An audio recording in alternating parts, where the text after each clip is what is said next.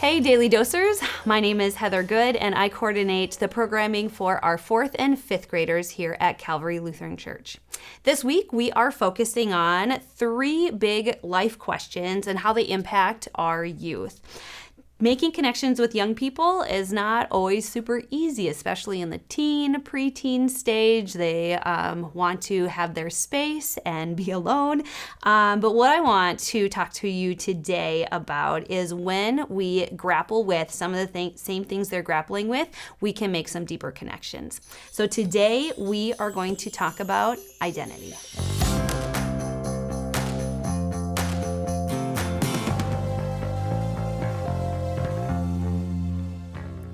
As a leader of our youth, I absolutely want to create deeper connections with our students here at church. But what's real is that for youth leaders like myself, we get approximately 40 hours only of time with our kiddos, 1 hour every week for approximately 40 weeks throughout the programming year. However, at home, the important adults in our young people's lives get 3,000 hours of quality time with their young people. So what we want to do throughout this week is to give you some pointers, some beginning points to dive into a deeper relationship with the young people in your life. Kara Powell and the Fuller Institute has been doing a bunch of research on young people, and especially in those teen and preteen years.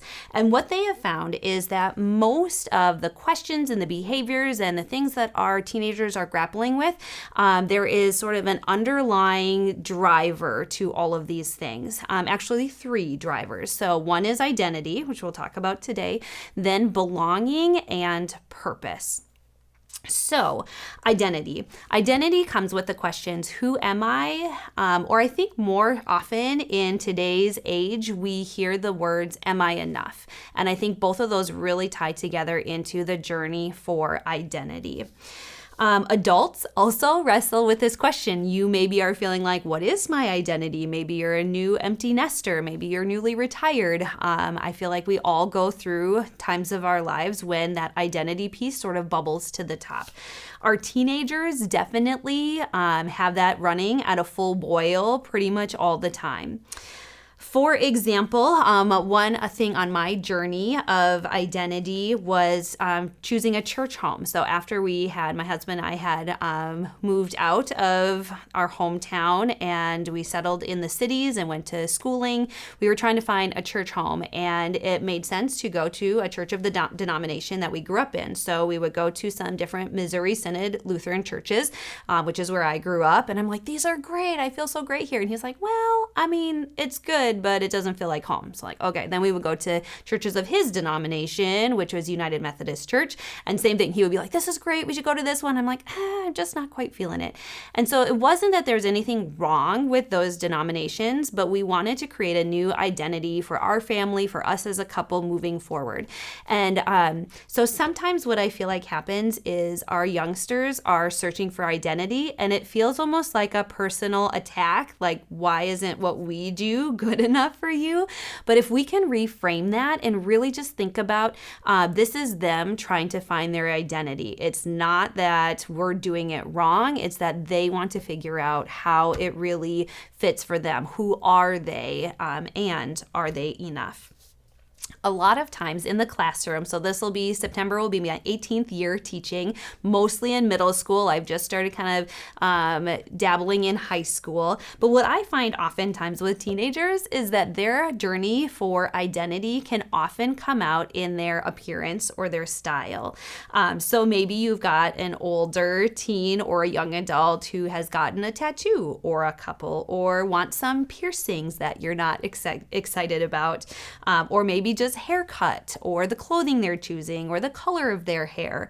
And so what I would really do is I would encourage you to think about that and reframe those things instead of getting frustrated or feeling like it's an attack on the things that you have instilled in them and values and beliefs, but to really think like, okay, this is part of their identity journey, and frame their choices as that. It can just help you not be maybe so frustrated or angry right away at the beginning. as they question, as they go through different styles, maybe different haircuts, different hair colors, I think that what's really important, again, to dive deeper and to make those deep connections is to begin to answer that question of who am I? Am I enough? And just help them to start understanding that they are enough and that because of Jesus, they are enough. The way that we can show this is definitely through saying those words, but also just by loving them through all these different iterations. Like no matter what color their hair is, you love them. You want to spend time with them.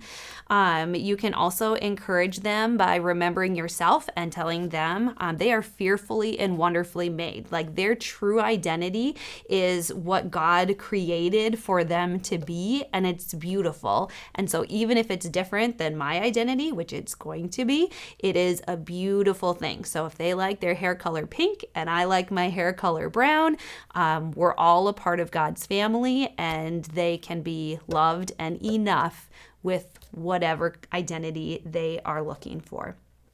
Also asking questions. So you could just ask them like, hey, tell me more about that tattoo that you really want, or why you want the piercing that you do, or tell me more about that shirt that you bought. Anytime that we can engage in conversation that comes back again to identity, why they're doing it, what they like about it, again, can just build those ties that create a deeper relationship with the young people in your life. So again, let's encourage our young people on their faith journey so that they know that they are enough, that God created them unique and beautiful and different from everyone else. That way, we will love them through all of it. They will know this and feel that strong, firm foundation of faith. Have a great day.